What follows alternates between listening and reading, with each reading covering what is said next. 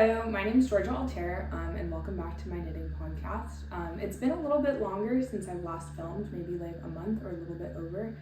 And so I feel like the first couple weeks actually of that month, I did not do that much knitting, but I was just on PTO last week, and so I feel like I've kind of caught up. There's been a lot of progress on some stuff, less progress on other stuff, but let's just get back into it. So I guess I'll start with what I'm wearing today, which is this is the book club cardigan by Sari Nordlund. I knit this in Malabrigo Rios yarn, and this is the color whole grain. I don't really have much to say about this sweater besides, or I guess cardigan. I really love it. It was my first ever Sari Nordlund sweater pattern, and I only have good things to say. So my first finished object is sort of something that was a languishing whip for a while, and that is the Boixac sock. I don't exactly know how to pronounce it. But it's from the 52 Weeks of Sock, volume 2 by Line Publishing, and it's this cable knit sock. I don't know if you'll be able to see the details on this, but I'll try to put a photo in.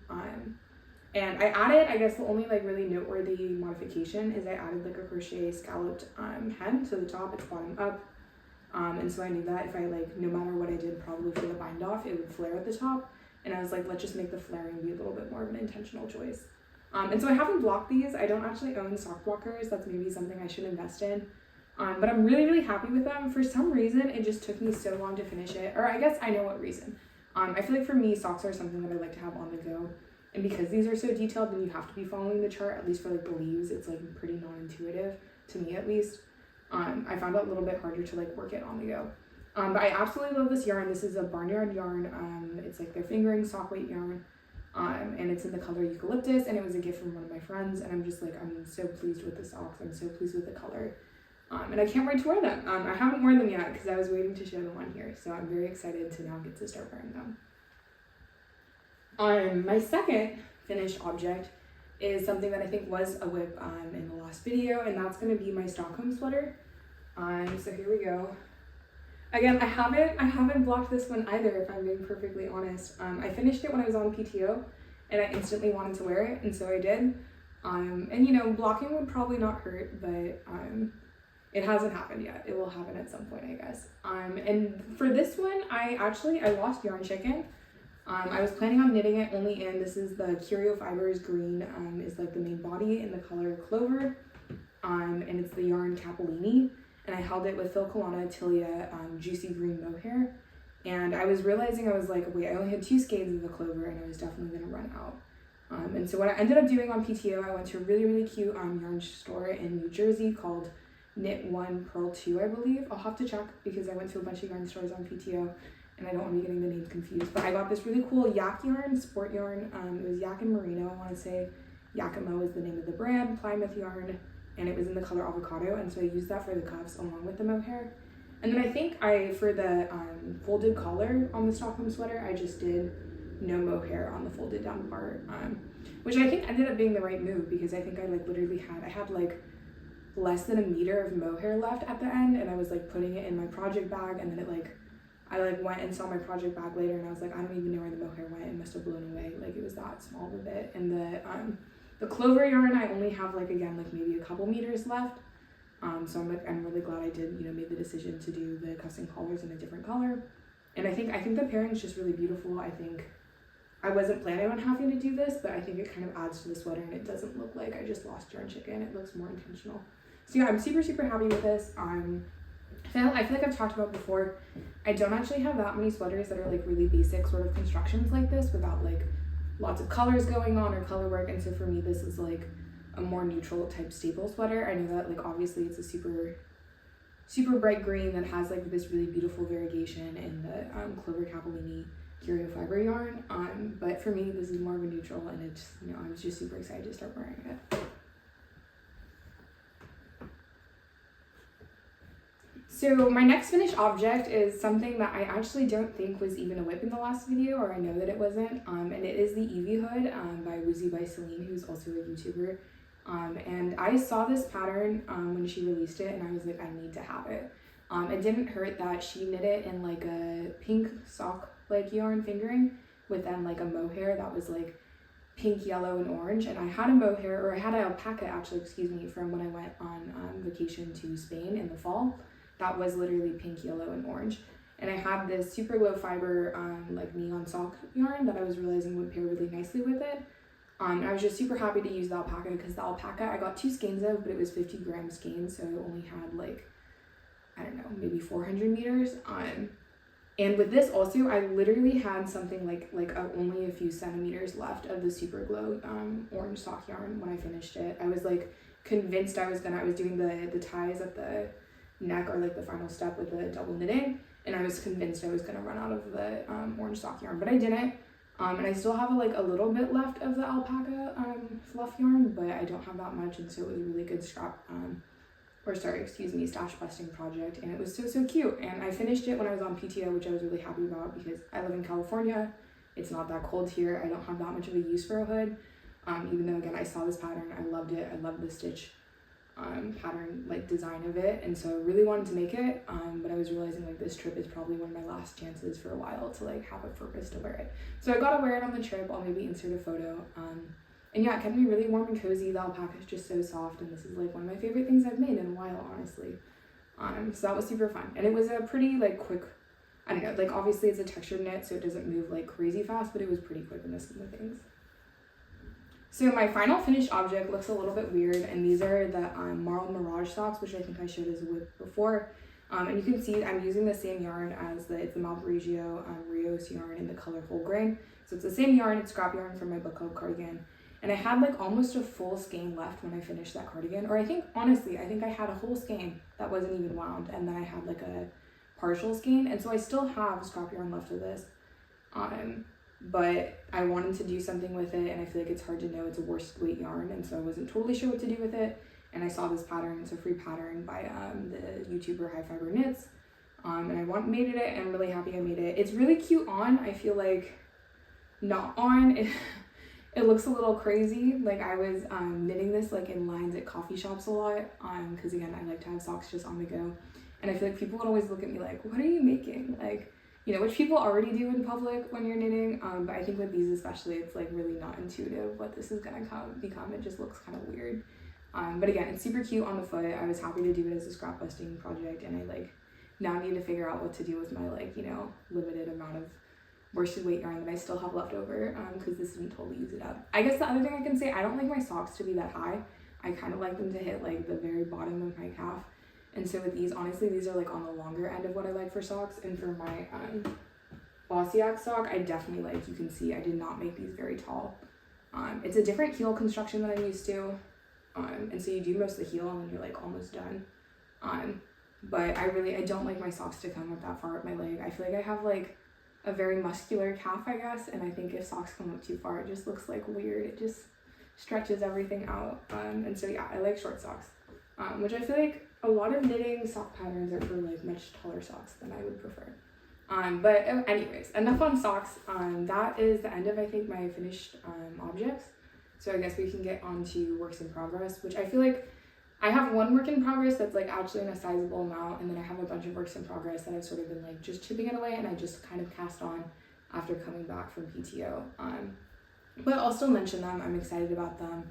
And I'm excited they're sort of getting me into more spring knitting after I feel like I was kind of wrapping up some more winter knitting.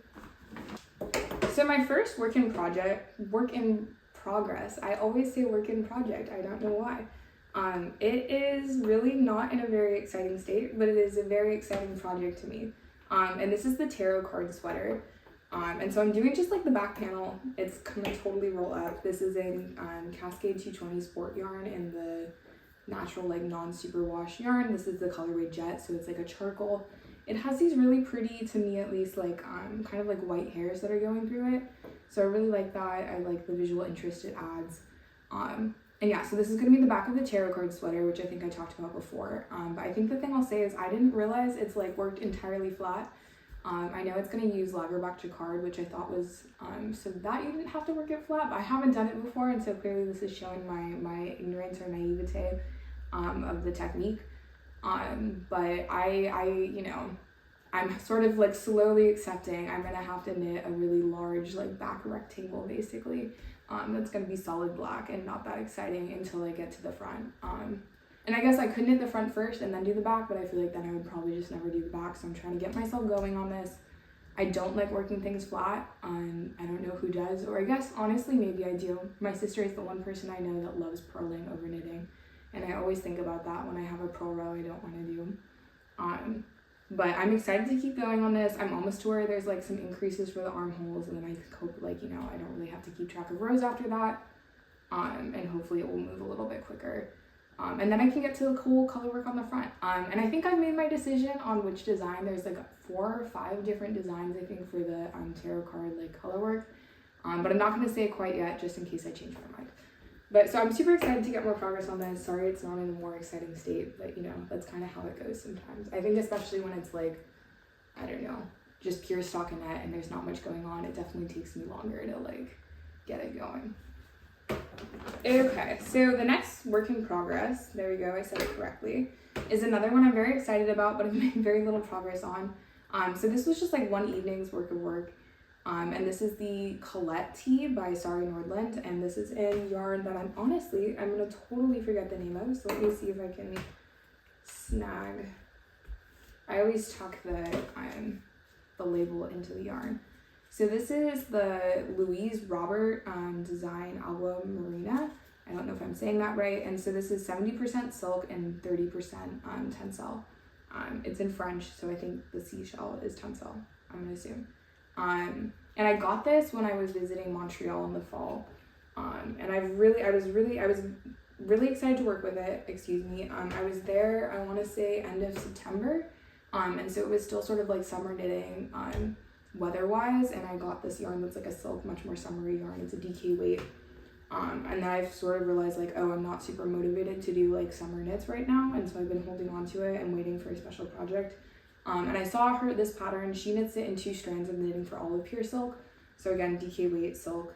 And I just thought it would be super perfect for it. I love this really beautiful pastel baby pink. And it's working really quickly. I guess I should say this isn't even like a full evening. This is like maybe like 2 hours maybe, and it was mostly me figuring out like how is the pattern getting established. And yeah, I'm excited to spend some more time on this. Again, I feel like a lot of my whips are really in the early days phases.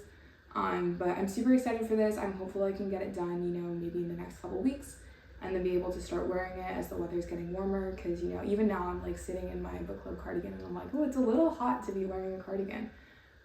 So I definitely want to have some more like summery springtime knits for the hotter California, LA climate pretty soon. So hopefully I'll, you know, keep making some good progress on this. Oh my gosh. My project bags are absolute messes right now. This is chaos. Okay. I have like the extra skeins of yarn in this bag and it's not helping the situation. Everything's getting tangled. But okay, so this is probably, again, not a very actually seasonally appropriate project, I'm realizing, but I am still nevertheless very excited to be working on it. This is sweater number 26 by My Favorite Things Knitwear. And I'm knitting it in Kelborn Will and Scout in the color Autumn Heather. So again, it's a very autumnal color. It's this green that sort of has this like rainbow heathering. I think it's like absolutely beautiful. I got this yarn in San Diego with my mom, and I couldn't wait to cast it on until the fall. I think the thing I'll say, I feel like I don't really gauge swatch, which is terrible. I just like use the recommended needles and then, you know, hope it works out. I do feel like this is coming out pretty big. Like I tried it on at this point. I've split for the sleeves.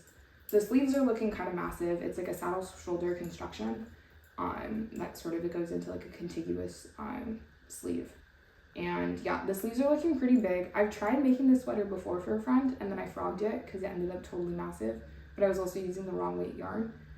But I'm also wondering if it just like is very oversized, or if I'm like, the designer's gauge is not the same as my gauge. Maybe I'm like a much looser knitter than her, which I think I tend to be a tight knitter. And this is on 2.5 millimeter needles, I want to say. Maybe I've read the needle size wrong, who knows.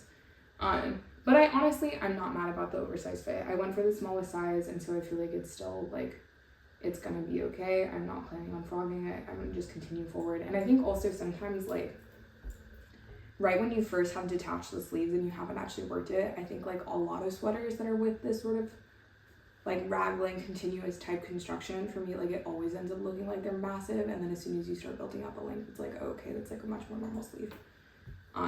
But yeah, I'm excited about this. I had initially done it, and it's a saddle shoulder construction, so you make like the 2 rectangles for the sleeves, and then you have like a cast on edge and a live end that like sort of goes into here. When I first did this, I accidentally, for one of the shoulders, I had the live end going into the neck, and so then I had to pick up stitches, and there was this sort of like not super visible, but still like a seam where there, you know, weren't live stitches going into the shoulder on just like one side.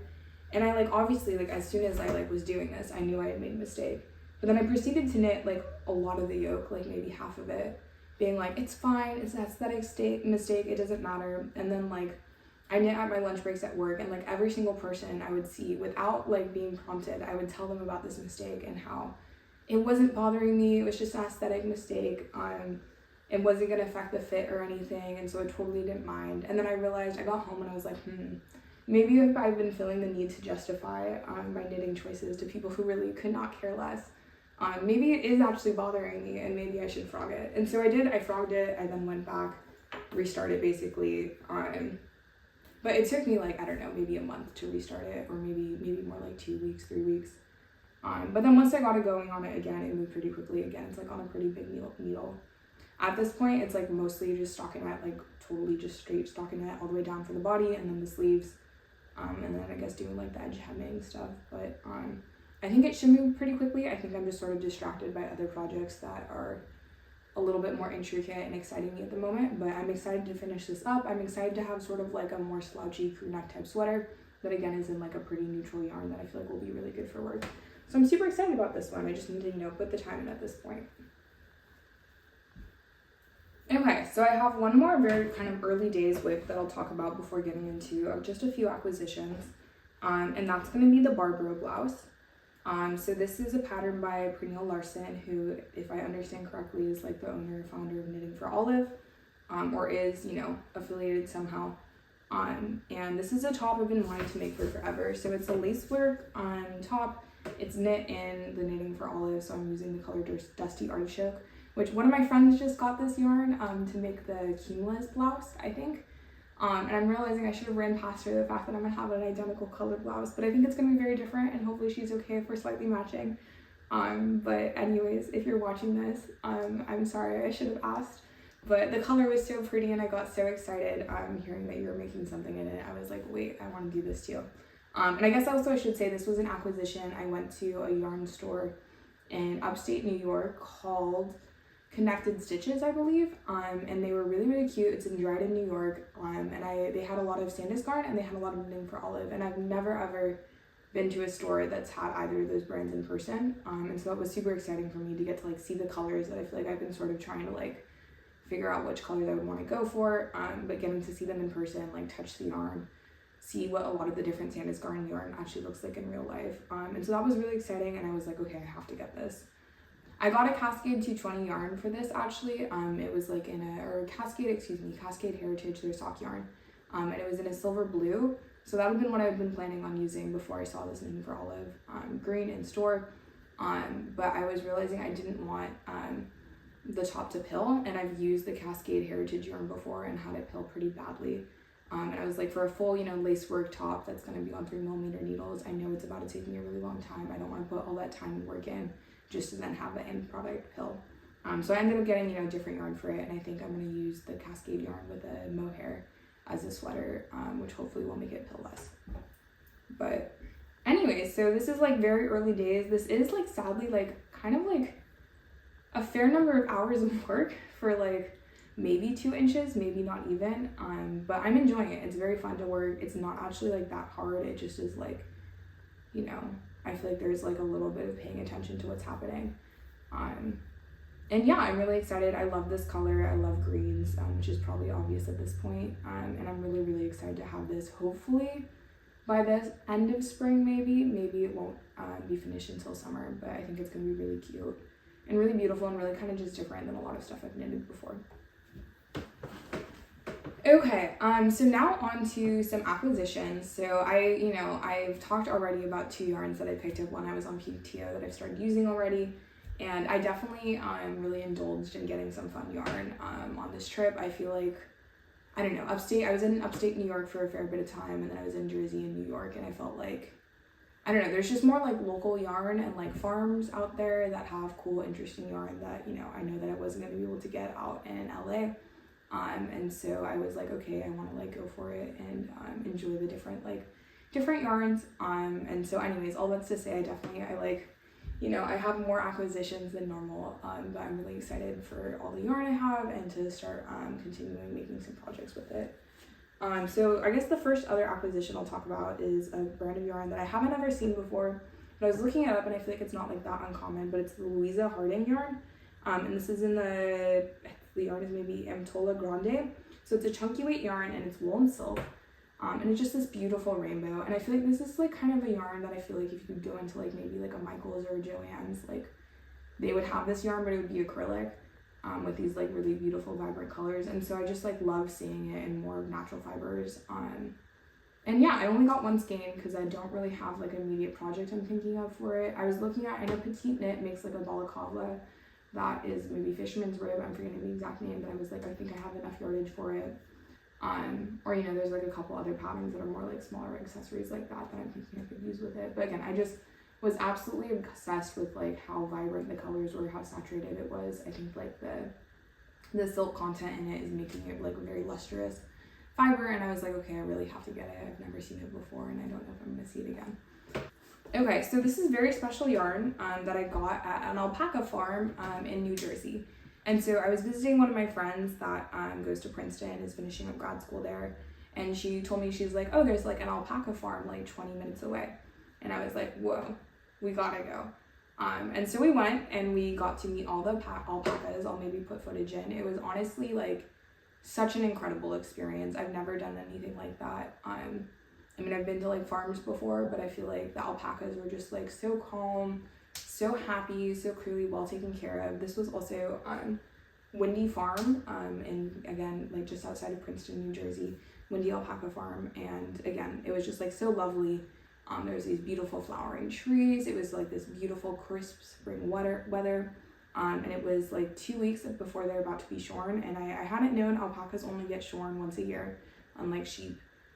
So it was really kind of like special that we got to be there. They only have like open weekends, I want to say like 2 weeks out of the year. And so it was like super coincidental that I happened to be in town at the right time. When like we got to go in, like meet the alpacas, pet the alpacas, feed the alpacas. There was one alpaca named Catherine who I was like very obsessed with. She was a little bit more quirky. She wasn't one of the most like, you know, she was like a multicolored alpaca. And she was pregnant apparently, and she wasn't going for any of the snacks, any of the foods. Like she was just like calmly standing around, and I was like, oh no, she's pregnant. Like I have to make sure she's getting more of the snacks. Like there was other more like, I don't want to say aggressive because none of them were aggressive, but there was, you know, other alpacas that were much more food motivated coming up and gobbling up all the snacks. And I was like, we need to get some snacks to Catherine and her baby. But so anyways, again, I really, really enjoyed it. Would 10 out of 10 recommend if you're ever in the area checking them out. They had a lot of beautiful alpaca yarn and then also some hand spun, like shorn by them yarn sourced from their farm. And so that's what I ended up getting. So all the yarns say the alpacas they're from. And so these two are from 3 alpacas. It's Stella, Giuseppe, and Jessie.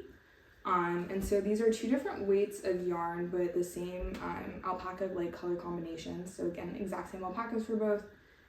This one is, let me see if I can read it. I don't actually know. It's telling me the wraps per feet, which like I'm not educated enough to be able to figure out what exact ply that means. This one, or what weight yarn. But, you know, there's definitely irregularity. It's hand spun. I got to also meet, there was like the lady who was spinning the yarn who had spun actually all of these skeins was there in person. There was like a bunch of ladies that were sitting around like spinning yarn and chit-chatting, and it was really cute. But so I was like, you know, it felt so special to be like, okay, I've met all of these alpacas, I've pet all these alpacas, like I can call them by name with the like, you know, I know whose alpacas like this yarn is coming from, and I've now met the person who spun it. It was just really, really special. And there was a discount if you got 3 skeins, so of course I had to get a 3rd skein. And so this has a little bit of like a green dyed with the like with the natural yarn. And so this is coming from Irene and Sharni, I want to say. Oh no, that's who spun it, is Irene Sharni. And this is from, I want to say Yell. is the name of the alpaca, and then again a third of it is dyed green. And again, green is my favorite color, and so it's just like, this is again so beautiful. And so I don't totally know what I'm gonna make with it. I'm kind of thinking for these, I feel like I can like alternate skeins in order to get like a more, I mean, it's obviously gonna be a very like variable gauge, but I think if I alternate skeins like for each row, I'd be able to do something where I have, you know, a more consistent like gauge throughout and use both the same skeins in the same project. I'm kind of thinking maybe like a hood or something like that again. Again, I don't have that much use for hoods in California, but I brought a different hood I had made, and I had my Evie hood that I just made on that trip. And I was wearing them a bunch, love them a bunch, and I think they're just so cute and like make me feel really happy to have and own. And I think that could be really cute in this. And then this one I haven't put as much thought into what I want to make with it. But again, I'm just like super excited to get it skeined up. And yeah, I think it should be really good. And again, it's so soft. Like the yarn itself is like, feels so nice, so luxurious. It's so beautiful, and I just, you know, love the fact that it's like supporting a local farm where like, you know, I've gotten to meet and see that like the alpacas are all so happy, so healthy, so well taken care of. And it's just nice knowing that like I'm buying something where I know I can like see exactly where my money's going to. And yeah, and it just feels special, and I'm really excited to have projects that are made from this yarn. And so I think that is all I have for today. I'm realizing actually I made one other finished object that I totally forgot about because I gave it away as a gift, and it was the Alpaca pouch by Rebecca the Sea Witch is maybe the designer name, or Rada the Sea Witch. I'll maybe put it up on the screen, I'm forgetting. But I gave that as a gift to one of my friends who hopefully she'll enjoy it, and I just used scrap yarn for that. And I have another one I need to make for a different friend who requested some colors that I was like, oh, I had the perfect scrap yarn for that. So I'm excited to do that. That's always one of my favorite patterns to make with scrap yarn or as a gift. Because I feel like it's just so cute as like a bag charm or a little like AirPod or chapstick holder. And it really does use up like a pretty like small amount of yarn. So it's good for like sock yarn stash busting or mohair stash busting. And so again, I don't have it on me, but I'll put a photo up or something. And yeah, I think with that, that's truly it. And so yeah, thank you so much for hanging out with me, and I'm excited for the next time.